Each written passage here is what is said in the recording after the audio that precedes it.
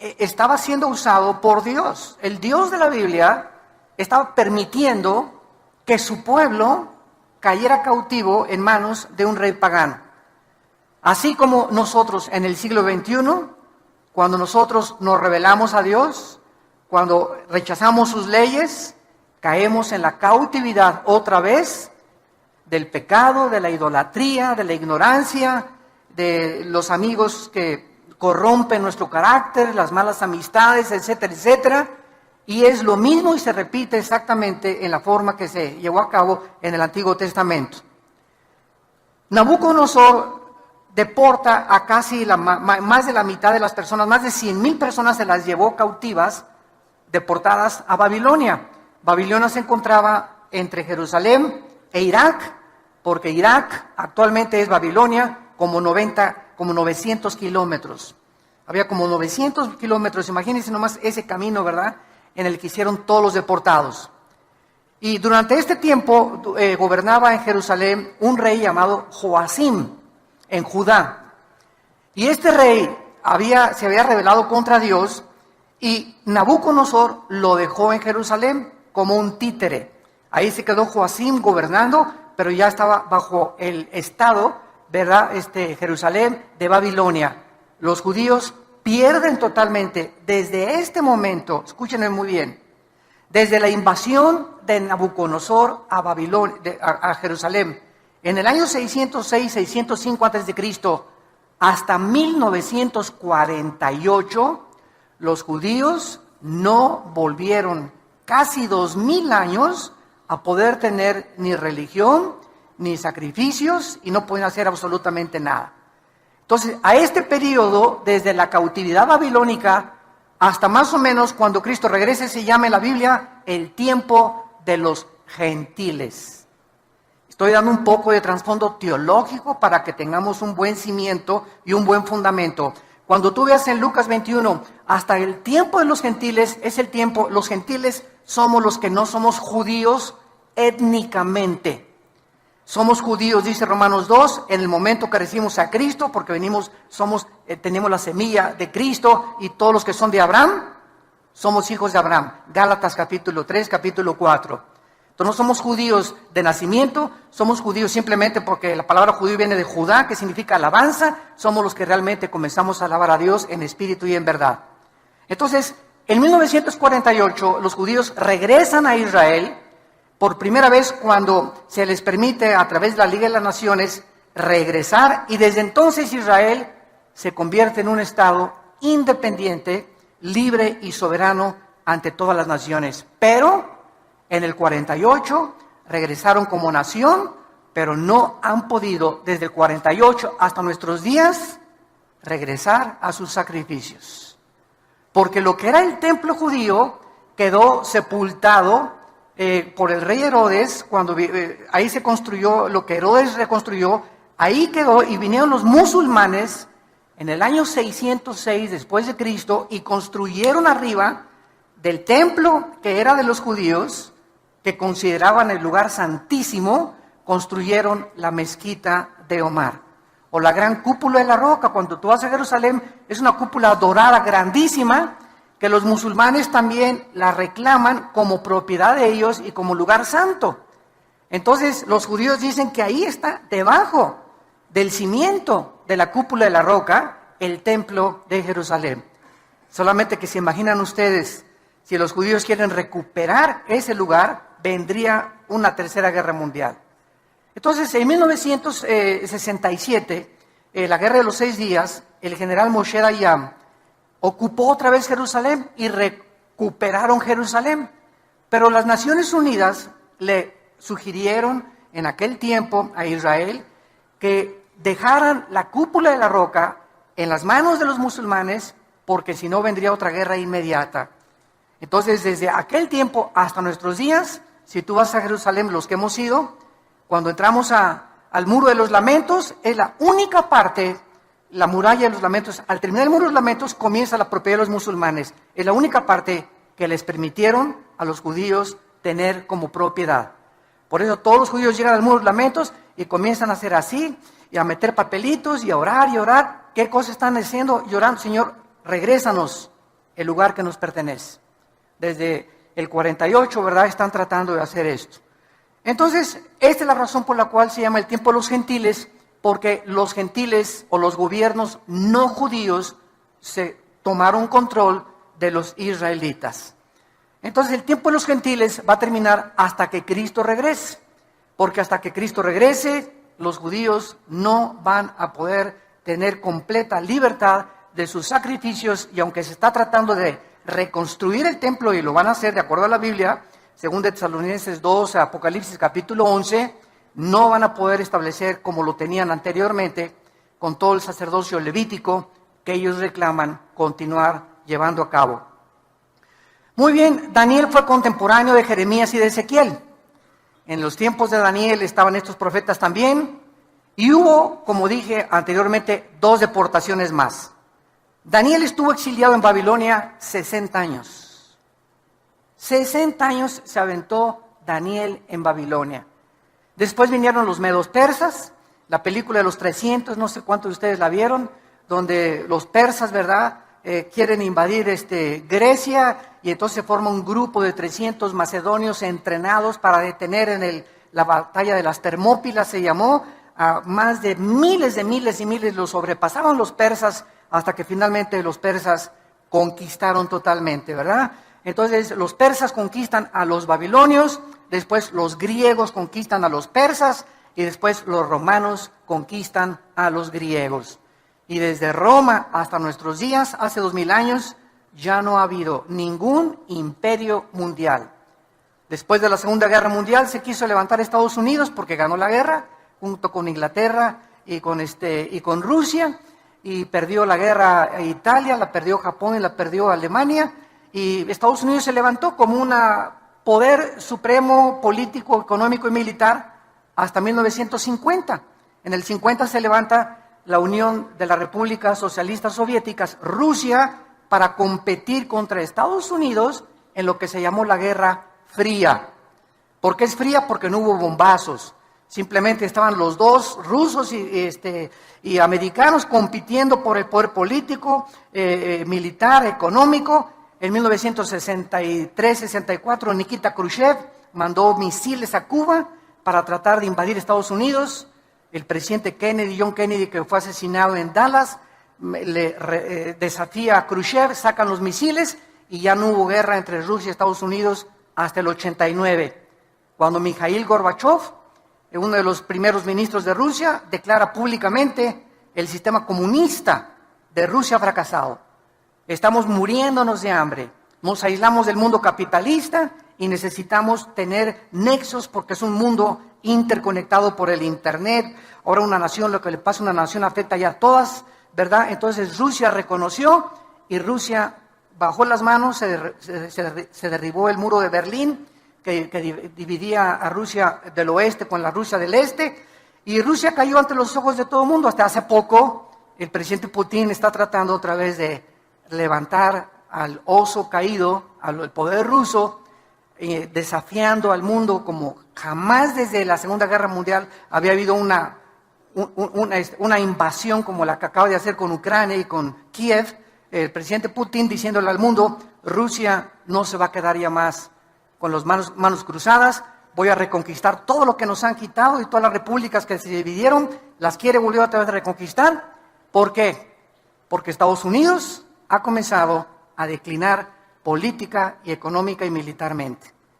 El ejército de Estados Unidos ya sacaron, este año ya sacan a soldados de Afganistán y de Pakistán, y Estados Unidos ya no es el policía del mundo en el año 2014 en que nos encontramos. Ya Obama le dijo a Europa: encárguense ustedes de Putin. Dijo Obama: yo ya realmente le saco. Ya no tenemos ni el poder para luchar contra Rusia ni para poder detener a este señor.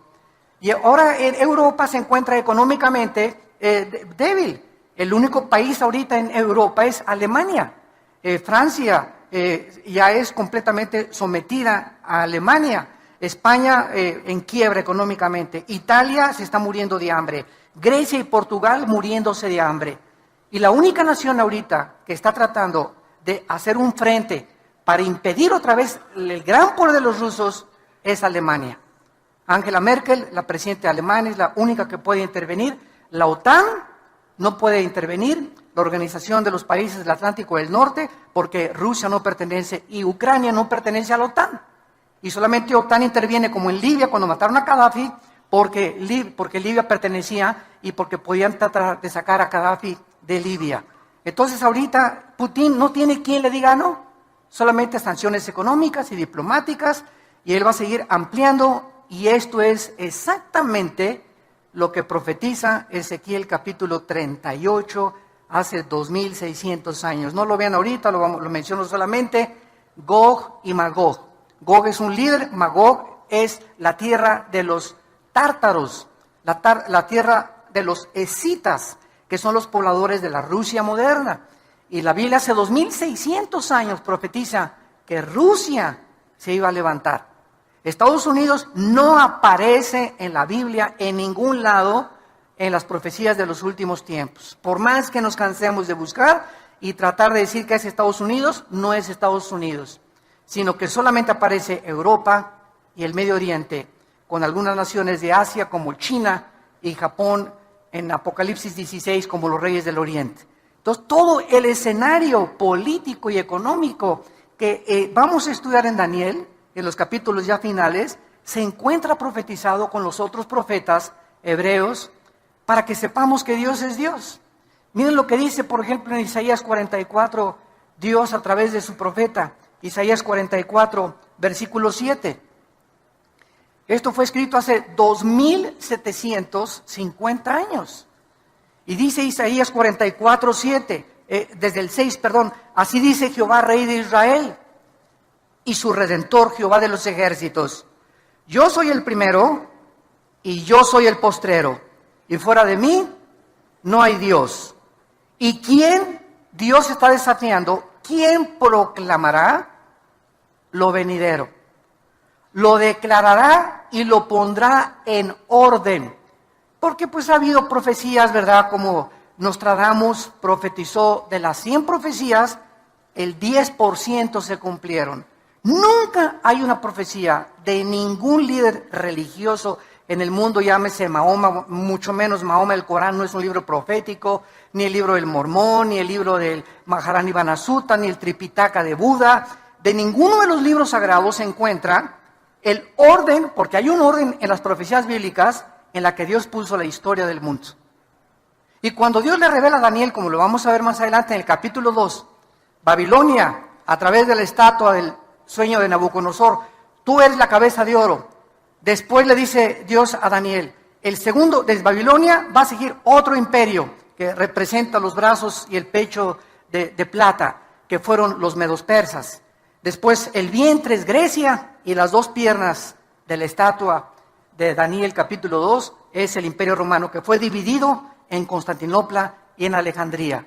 Y los dedos de los pies es la última forma de gobierno mundial que va a prevalecer antes de que Cristo regrese. Y estos 10 dedos de la estatua, vean ustedes que descienden de las dos piernas de la estatua de Nabucodonosor. Todo esto lo vamos a ver con mucho más detalle. Entonces, estos 10 dedos son 10 gobiernos que van a provenir del antiguo imperio romano y que son los gobiernos de donde, de acuerdo a Daniel 7, surgirá el futuro dictador mundial, que es el anticristo. Entonces, Dios puso en orden los imperios tal como la historia lo ha visto. Babilonios, persas, griegos, romanos, y desde Roma, hace 2000 años, no ha vuelto a surgir un imperio. Hitler quiso tratar de conquistar y no conquistó nada más que Checoslovaquia y Polonia y algunas cosas, de ahí vino la guerra y le impidieron que el nazismo, el Partido Nacional Socialista, se expandiera. Entonces vemos que es increíble la exactitud de las profecías bíblicas, porque como dice Dios, ¿quién otro? Para que alguien sepa el futuro con tantos detalles, solo Dios lo puede hacer. Y continúa diciendo, ¿quién lo proclamará y lo declarará y lo pondré en orden delante de mí, como yo hago yo desde que establecí el pueblo antiguo? Lean Génesis, ¿qué le dijo Dios a Abraham?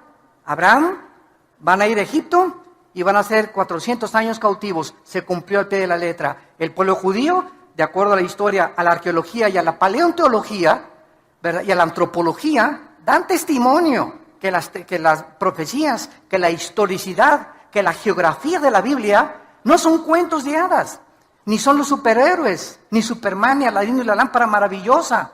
La Biblia está respaldada por la arqueología, la paleontología, la arqueología, la antropología, la historia, la geografía.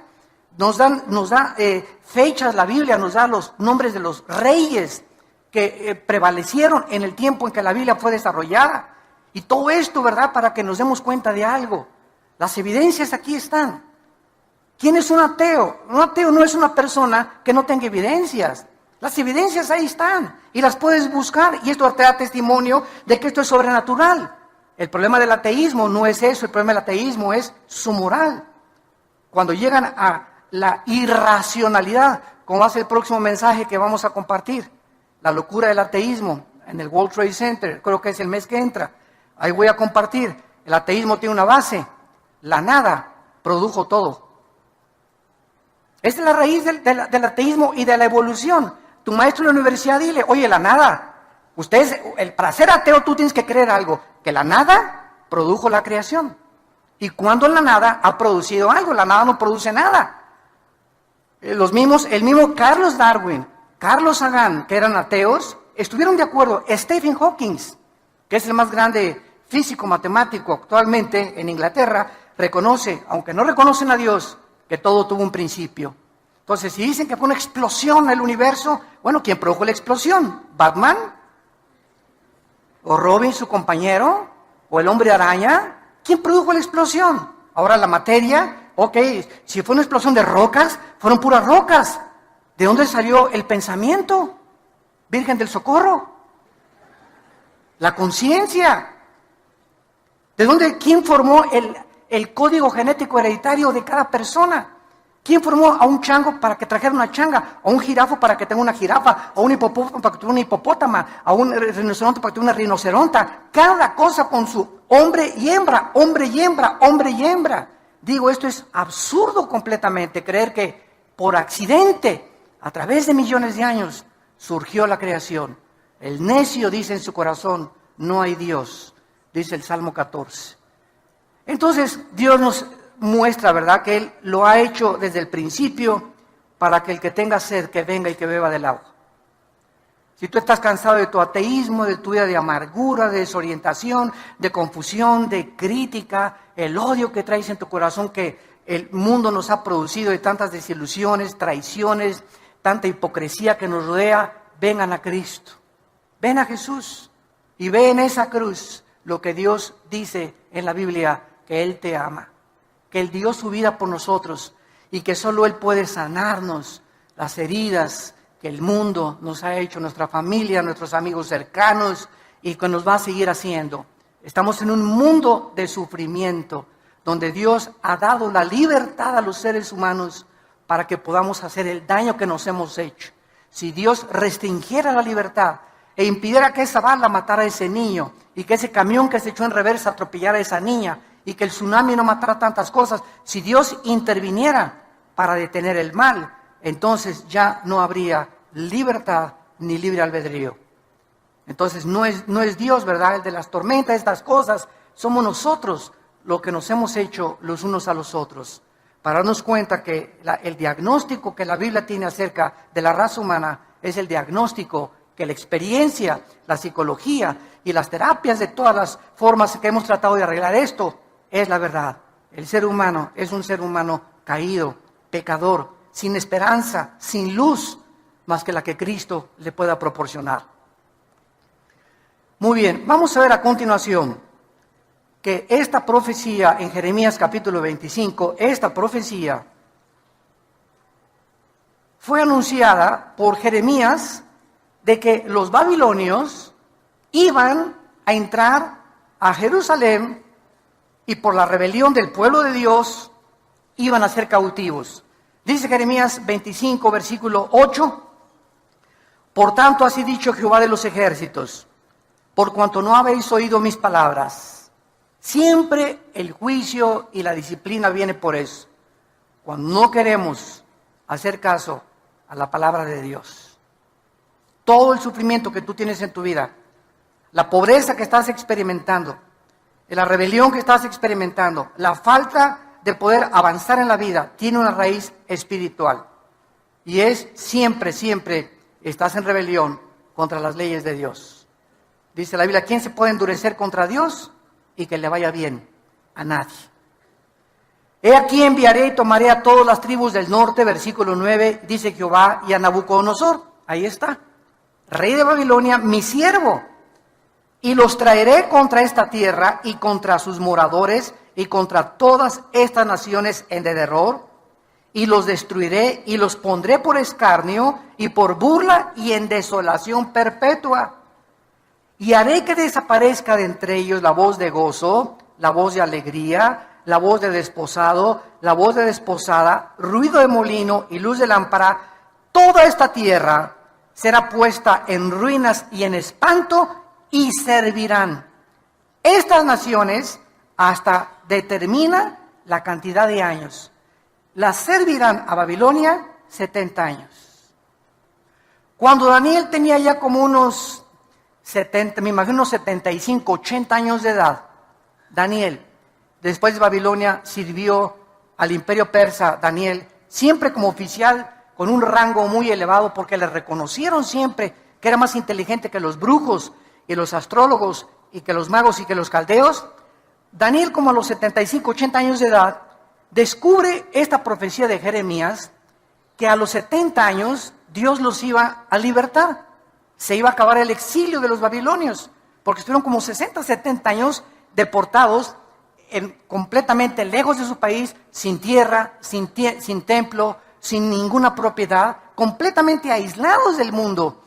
Y entonces Daniel dice, estamos cerquita de los 70 años, y cuando llegamos al capítulo 9 y 10 de Daniel, ¿qué hace Daniel? Cuando descubre que el tiempo está cerca para que ellos regresen a Jerusalén, Daniel se pone a orar y a ayunar durante 3 semanas. Y es cuando se desata la guerra cósmica que vamos a ver también, cuando un ángel de Dios baja del cielo a traerle a Daniel la respuesta de qué iba a pasar, cuál era el futuro de la ciudad de Jerusalén y de los santos de Dios, y un principado satánico, en aquel tiempo era el imperio persa, que impide que el ángel de Dios le lleve este mensaje a Daniel, y se hace una guerra en el cielo mientras Daniel está orando. Vamos a aprender también en el libro de Daniel que la oración desata la guerra cósmica.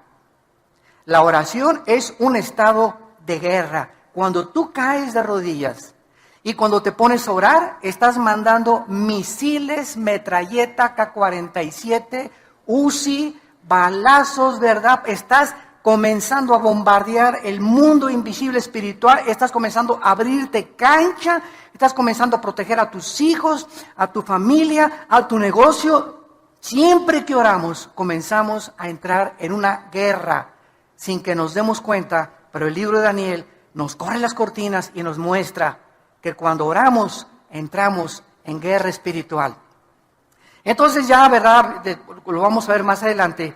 El ángel ya le trae el mensaje a Daniel y le explica ya en Daniel 11 y 12, que son los últimos capítulos de Daniel, lo que va a pasar en el futuro con Jerusalén. Ya se profetiza el anticristo en el capítulo 7, 8, 9 y el 10 y el 11, cómo es el anticristo, el carácter del último dictador mundial y lo que va a pasar antes de que Cristo regrese. Es un libro maravilloso, Daniel. Muy bien, vamos a ver ahora en Daniel algunas doctrinas como introducción. Los temas que se tratan en este libro son 8 principalmente. 8 temas doctrinales. Número 1, Daniel establece sin lugar a dudas la soberanía de Dios. Dios es soberano. En este libro se afirma el gobierno supremo, absoluto y poder de Dios sobre todos los gobiernos humanos. Dios pone y Dios quita reyes. Dios avergüenza y Dios humilla a los dictadores y Dios les da oportunidad como a José Stalin, como a Benito Mussolini, como a Hitler, como a Saddam Hussein, a muchos de ellos, otro presidente sudamericano que se acaba de morir también, les da oportunidad que lo hagan, para que nosotros nos demos cuenta de qué forma tan grande es la idolatría del ser humano hacia el ser humano. Hacemos como los césares romanos, Los césares romanos se proclamaron dioses y el pueblo los adoró como dioses. Dios mío, tú te niegas a adorar al Dios verdadero y adoras al cantante fulano de tal en la televisión. Y las muchachas hasta se desvisten y están dispuestas hasta a perder su virginidad por ese ídolo cantante. Es un Dios para ellas. Y si no tenemos a un Dios cantante, lo tenemos en el deporte, lo tenemos religiosamente, ¿verdad? Y viene el representante de una religión y lo adoran como a un Dios. Y cuando los apóstoles comienzan a ser enviados al mundo, ¿se acuerdan ustedes en el libro de los Hechos?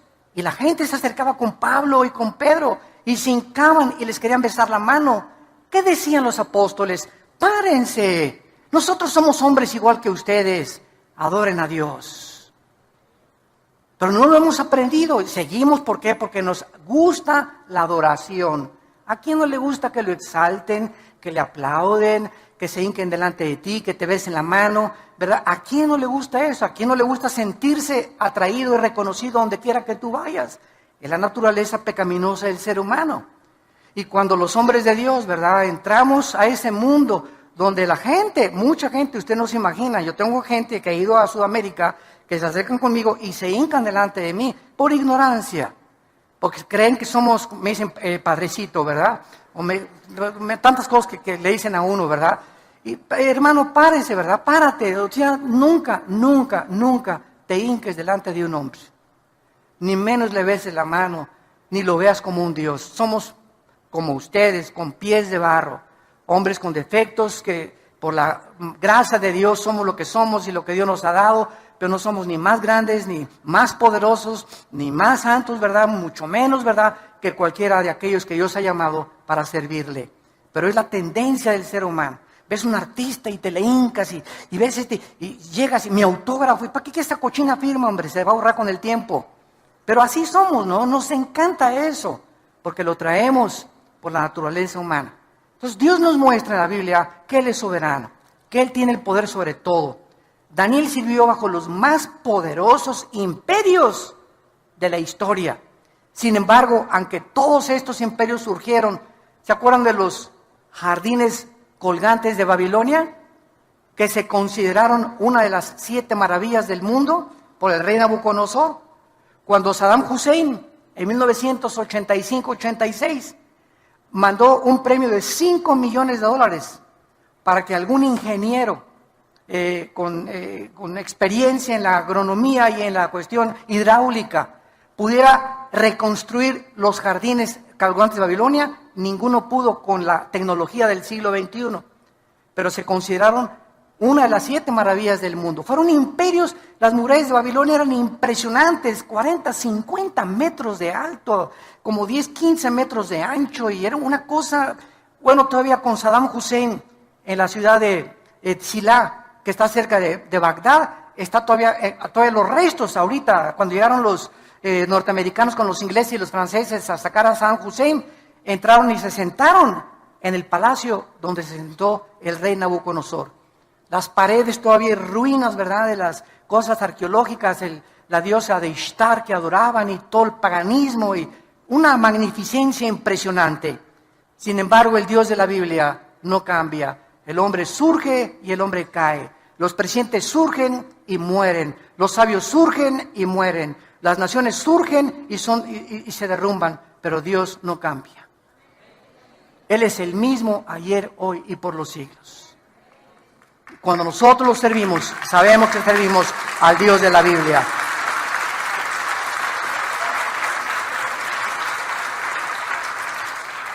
Dice en Isaías 40, el profeta, capítulo 40, versículo 15, he aquí que las naciones le son como la gota de agua que cae del cubo, y como menudo polvo en las balanzas le son estimadas. He aquí que hace desaparecer las islas como polvo. Versículo 17. Como nada son todas las naciones, como nada son todas las naciones delante de él. Y en su comparación serán estimadas en menos que nada y que lo que no es.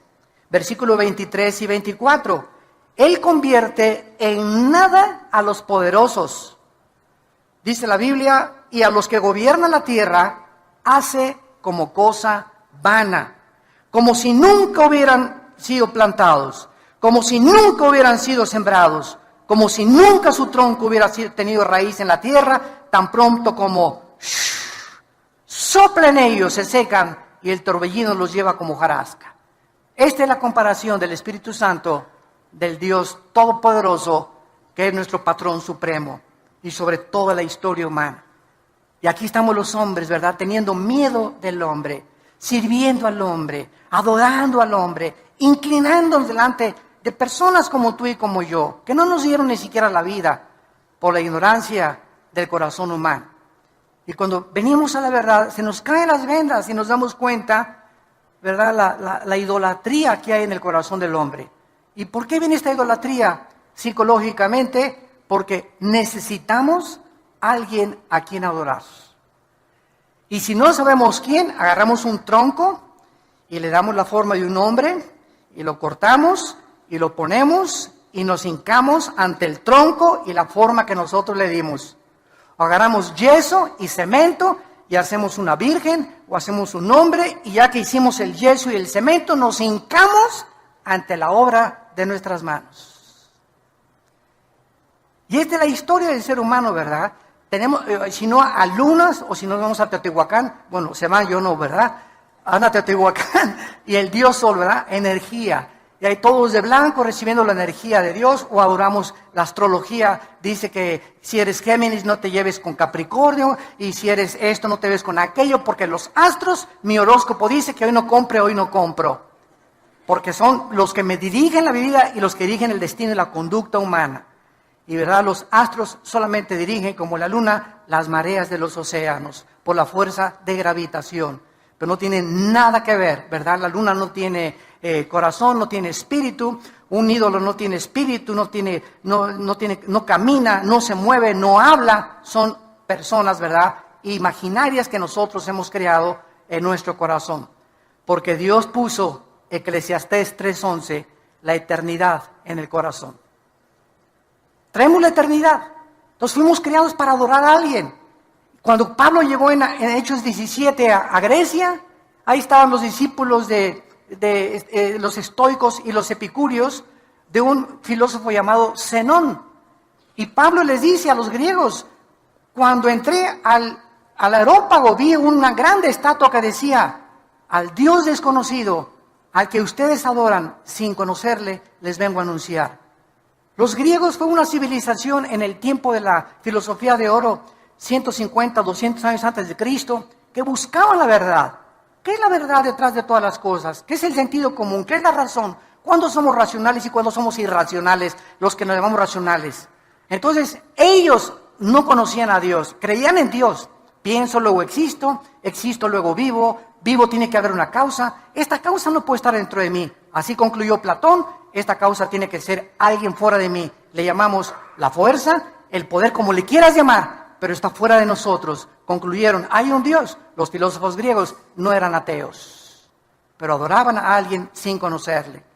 Y esta es la razón por la cual la Biblia la tenemos en nuestras manos. La Biblia nos revela el Dios vivo y verdadero.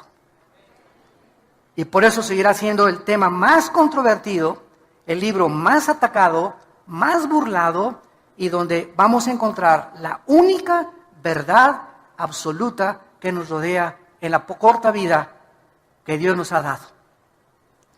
Vemos en segundo lugar el tema de la pecaminosidad y la arrogancia del ser humano en el libro de Daniel. Vemos la pecaminosidad y el orgullo tan grande, del tamaño de la Torre de Babel, que tienen los gobernantes, principalmente los artistas, deportistas y tal vez hasta tu suegra, ¿verdad? O tu esposo, o tu esposa, o muchachos. Hace poco que prediqué en la Iglesia del Norte, di un mensaje sobre las evidencias tremendas de la existencia de Dios. Llegó una muchacha como de 19 años, al acabar el mensaje se acercó y me dice: ¿usted cree que sabe todo, verdad? Me dice, no, para nada. Me dice, lo que usted dice, la primera y la segunda ley de las termodinámicas es una aberración. Le dije, sí, ¿por qué? ¿Qué dice la primera y la segunda ley de la termodinámica? Y me dice, no, Chepo, me dijo mi maestro, Dijo, bueno, mira, que cuando quieras discutir algo, ven una muchacha de 19 años, pero con una arrogancia. O sea, le dije, mira, si tú quieres aprender, ven y dime, ¿sabes? No entendí esto, explíquemelo, por favor, con mucho gusto. Pero traes un orgullo, le dije, a tu edad, que si no tienes ni el conocimiento y te pones al brinco, ¿verdad? Es como si yo llego con Einstein y le digo, señor Einstein, no entiendo su fórmula, E igual a mc al cuadrado, es usted un loco. Pues me dice, Einstein, estás más loco porque no sabes ni lo que estás diciendo. Pero lo vemos en los niños, lo vemos en los jóvenes, lo vemos en los profesionistas, lo vemos en cualquier nivel. Somos bien orgullosos. Los hombres, que mi esposa no me diga nada porque, acuérdate que soy Juan Camaney. ¿Y tú qué me tienes que decir, verdad? Métase, póngase a lavar la ropa y cállese y ahí se acuesta. Y ahí me espera cuando llegue la noche, le caigo con el salto del tigre. Y así somos, ¿verdad? Bueno, los cristianos éramos arrogantes, déspotas, tratando a la esposa como si nada, los ricos humillando a los pobres, aprovechándose de los pobres, los tribunales y los magistrados demandando al que no tiene dinero, los presidentes, lo último que les interesa es el pueblo, ¿verdad? La mayoría, no todos, tratando de oprimir más, llevarse lo que se pueda llevar. Y esa es la historia del ser humano. El pecado es lo que ha hecho esta arrogancia contra el Dios del cielo. En tercer lugar, vamos a ver la guerra espiritual cósmica, que ya vimos hace unos momentos, en la que descubrimos que nos encontramos en un mundo invisible espiritual, donde hay poderes malignos espirituales, que les llaman fantasmas, ánimas en pena, en Guanajuato les llaman, espíritus, ¿verdad? Y el mundo sigue cuando la ciencia no puede penetrar lo sobrenatural. No hay explicaciones, no me pasa en la televisión, pues aquí se hizo un espiritismo, dice que estaba endemoniado, y están viendo que hay una muchacha revolcándose y que se hace la cara así como desatornillador y los ojos chuecos se le vuelven para otros lados, pues dice que está endemoniada, pues si no está endemoniada, ¿qué es? Trae al mejor médico, entonces que me explique qué es entonces, que tiene dolor de cabeza. El dolor de cabeza hace que se le enchueque la cabeza y que se le salga la lengua como y que hable con otra voz. Digo, ahí están viendo y no reconocen que es algo sobrenatural, pero su orgullo médico y científico le impide al mundo reconocer la luz y la verdad. En cuarto lugar, la veracidad de la palabra de Dios. Ningún otro libro de la Biblia contiene tantas profecías cumplidas y probadas a través de la historia, como vimos a través de la arqueología, paleontología, antropología, geografía, porque se profetiza el surgimiento y la caída de los más grandes imperios mundiales: Babilonia, Medo-Persia, Grecia y Roma. Aquí lo encontramos en el libro de Daniel. En quinto lugar, vamos a encontrar el tema doctrinal del surgimiento del anticristo. El libro de Daniel es el único libro de toda la Biblia que nos enseña de dónde surgirá el anticristo.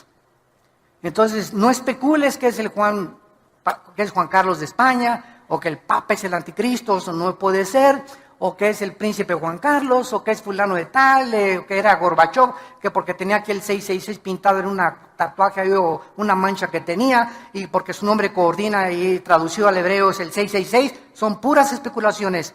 No vamos a saber quién es el anticristo hasta que se formen 10 naciones. 5 de Europa y 5 del Medio Oriente. Oigamos que hay un tratado entre el Medio Oriente y Europa. Qué interesante que Estados Unidos ya se salió de la ecuación, tal como la Biblia lo profetizó. Ni Rusia ni Estados Unidos ocuparían la supremacía militar y política antes de que Cristo regresara. El poder recaería antes de que Cristo regrese, no en una nación, en 10 naciones, simbolizada por los dedos de los pies de la estatua de Nabucodonosor. Y de esas 10 naciones, ya que se une el Medio Oriente con Europa, para tratar de frenar la invasión que se profetiza en Ezequiel 38 de Rusia contra Israel, entonces ya que se forman estas 10 naciones, que van a surgir 5 de Europa y 5 del Medio Oriente, entonces de entre esas 10 naciones, Daniel 7, va a surgir, le llaman un cuerno pequeño, que es el anticristo. El anticristo va a derribar a 3 de estas naciones. Van a quedar 7 naciones. Y Apocalipsis 17 dice que al anticristo será el octavo. Entonces, hasta que no veamos eso, no podemos especular ni decir que el anticristo es este o que es aquello. Todavía no llegamos a ese próximo paso, pero el escenario, los jugadores, como decía Dwight Pentecost, un gran teólogo, escatólogo, cuando ves que los jugadores, el América y las Chivas, entran al Estadio Azteca, el partido está para comenzar. Cuando veamos los protagonistas, ya está Rusia, ya está Estados Unidos cayendo, Europa está comenzando a surgir, ya están los protagonistas en el campo delante de nosotros, el tiempo es corto. El tiempo es más corto de lo que nosotros nos podemos imaginar. Se menciona que este hombre, el anticristo, será un hombre poseído completamente por Satanás. Aunque no es Satanás el que está dentro de él. El anticristo, dice Apocalipsis 13, el diablo, le va a dar su poder, Y lo que le ofreció a Cristo, el anticristo lo va a aceptar. Lo que Cristo rechazó del diablo, el anticristo lo va a aceptar. El poder, la gloria, la riqueza que el diablo le ofrece a artistas, a deportistas, si te inclinas y adoras a Satanás. Te lo da y te lo cumple, pero recuerda que te viene a cobrar la factura. En sexto lugar, vamos a ver la gran tribulación. Es otro tema de Daniel. Se profetizan 7 años, Daniel capítulo 9, con el título Las 70 semanas de Daniel, que vendrán sobre Israel únicamente. Y la última y más grande persecución de la historia, que Hitler va a ser como Pinocho comparado con el anticristo, para perseguir, matar, torturar a todos los judíos y a los cristianos, cuando el anticristo tome el poder después de los 3 años y medio. En séptimo lugar, se profetiza, y hay el tema de la resurrección de los muertos en Daniel también. Se profetiza que muchos muertos que actualmente creemos que ya les llevamos flores y son huesos, van a volver a vivir. Daniel 12, versículo 2. Y muchos de los que duermen en el polvo serán levantados, unos para vida eterna y otros para confusión perpetua. Y Cristo lo dijo en Mateo 5, he aquí viene la hora, cuando todos nosotros estamos aquí, tenemos algún día que entrar a la eternidad. Tienes que morir, yo tengo que morir. Pero viene la hora, dijo Jesús, que cuando todos los que estamos muertos vamos a oír. Y si en vida no oíste la voz de Cristo, no la vas a oír cuando estés muerto. Entonces, hay una resurrección de los justos y después, al acabar el milenio, viene la resurrección de los malos, que se llama el juicio del gran trono blanco, Apocalipsis 11, del 12 al 15. Entonces, esta resurrección también se trata en Daniel. Y en octavo y final lugar, el triunfo final de Cristo y su reino. Una vez una persona me dijo, Dios es todopoderoso, ¿sí? Y si Dios es todopoderoso, ¿por qué no acaba con el diablo? Y le contesté, déle gracias a Dios, porque comenzaría con usted. El mundo tiene cantidad de incógnitas y las seguimos teniendo. Porque como le dije una vez a un estudiante de un seminario en Guatemala, el día que alguien tenga las respuestas a todas las incógnitas que existen, ya no necesitaríamos a Dios. ¿Por qué seríamos dioses? Entonces Dios es el único, omnisciente, que conoce todo. Nosotros, dice Corintios 13, vemos como por un velo todavía. Y lo que sabemos, dice Corintios 8, no lo sabemos como lo deberíamos de saber. Especulamos y teorizamos, hipotetizamos y pensamos esto y el otro. Los griegos, los filósofos, los ateos del siglo XX, Bertrand Russell, Carlos Darwin, pues puedo que creo, que sí, que arranca, que no arranca, ¿verdad? Y todo se queda así. Pero no hay verdades absolutas, absolutamente, en ninguna conclusión lógica, filosófica del ser humano. ¿Por qué no somos dioses? Pero venimos a la Biblia y comenzamos a encontrar respuestas. Pero hay una condición para que tú puedas conocer la verdad, querer hacer la voluntad de Dios. Dijo Cristo, si alguien quiere conocer la verdad, haga mi voluntad. Cuando tú comienzas a someterte a Dios, a sus leyes, a tratar a tu esposa como una reina, a darles buen ejemplo a tus hijos, a pagar tus impuestos, a pagar tu diezmo, no pagar porque tiene que nacer el corazón, ¿verdad? No es un pago, perdón, pero a comenzar a darle a Dios lo que Él quiere que le demos. Cuando comencemos a hacer, no tenemos deudas, que no nos endrogamos demasiado, que las pagamos, que no queremos perjudicar a nadie, no hablamos mal de nadie. Comenzamos a bendecir a toda la gente, a los que nos persiguen los bendecimos, no guardamos rencor contra nadie. Cuando comienza nuestra vida a ser revolucionada de esta forma, comenzamos a descubrir y a conocer como que se nos amplía la mente, se nos comienzan a caer las vendas y comenzamos a ver la luz. Pero hay un precio para que veas la luz. No vengas, y a ver si Dios dice esto, retando y desafiando a Dios. Espérame tantito. Dice Dios, primero deja tu frente, deja todo lo que tienes y veas mi voluntad. Pídele perdón a tu esposa antes que conozcas la teología de la predestinación. ¿Quieres conocer la predestinación y quieres conocer el libre albedrío humano? ¿Quieres saber por qué Dios permite esto y aquellas cosas?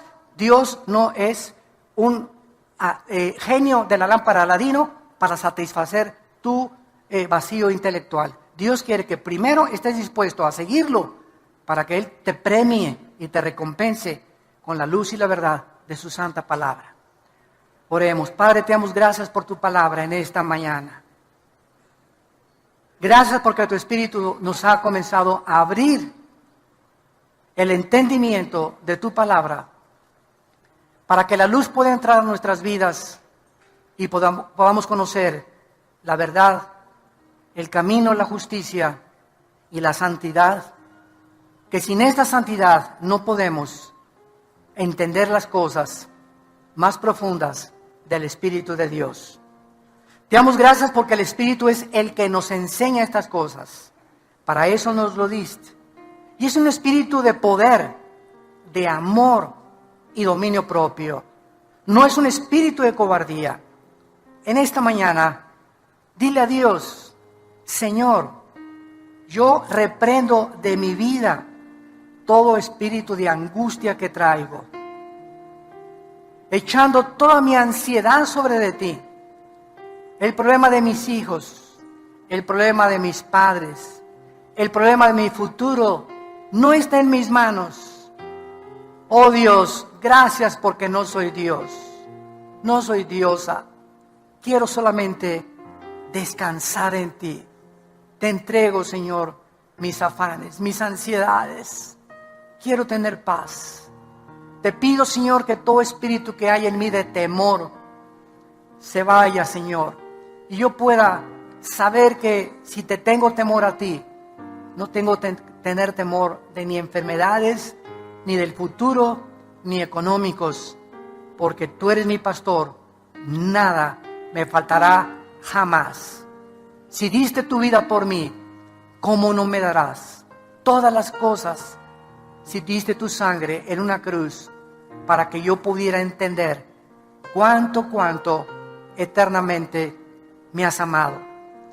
Gracias, Señor, por ser mi pastor, en quien puedo llorar, en quien puedo descansar.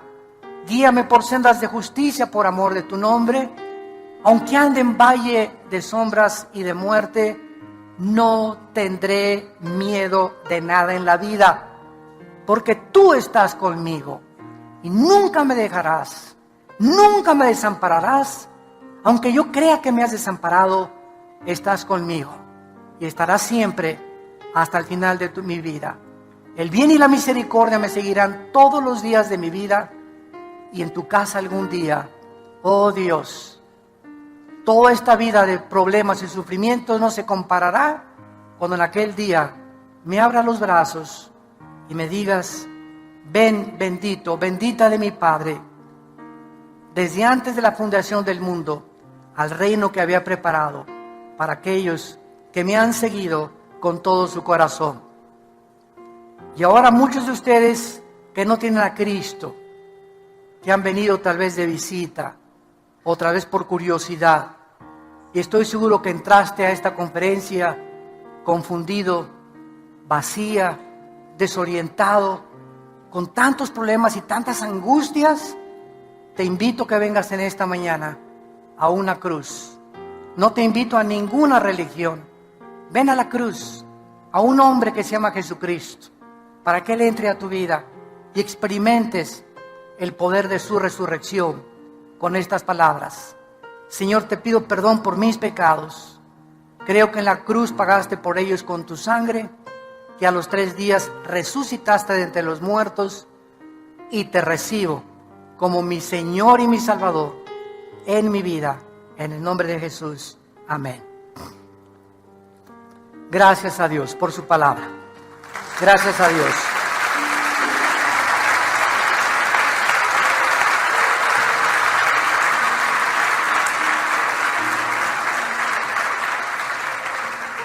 Y así como muchos de ustedes, muchos de nosotros que tenemos la carga de compartirles esta palabra, también venimos cargados. Yo también tengo muchas cargas en mi vida, cosas, ¿verdad?, que ansiedades, la familia, los hijos, el ministerio, el país, todo esto nos agobia y necesitamos venir todos los días a la cruz. De la palabra sacar esa fuerza que nadie nos puede dar, ni las pastillas tranquilizantes, ni el psiquiatra, ni mi comadre, ni la doctora Corazón, ni Walter Mercado, ni nadie. Solo Dios en su palabra me puede seguir sosteniendo para que lleguemos con gozo al final de nuestra carrera. Nos ponemos de pie para recibir la bendición pastoral. Los que gusten pueden extender su mano hacia acá en señal que reciben esta bendición. Dios bendiga tu vida y te guarde y te dé paz. Dios bendiga a tu esposa y a tu esposo, tu matrimonio y a tus hijos. Dios bendiga a tus animales domésticos. Dios bendiga los alimentos de tu hogar. Dios te guarde cuando salgas a la calle para que regreses contento a tu casa, con alegría en tu corazón, para orar con tus hijos y tu familia. Dios te llene de todo el poder de su conocimiento y sabiduría, para que siempre apruebes lo mejor, andando como es digno de un hijo y de una hija de Dios, llevando fruto en todo tiempo, creciendo en su conocimiento y en toda su gracia, y mostrándole a la gente el amor de Cristo que sobrepasa todo entendimiento. Dios guarde tus pensamientos y tu corazón en Cristo Jesús, en su nombre precioso. Que tengan mucha paz. Amén.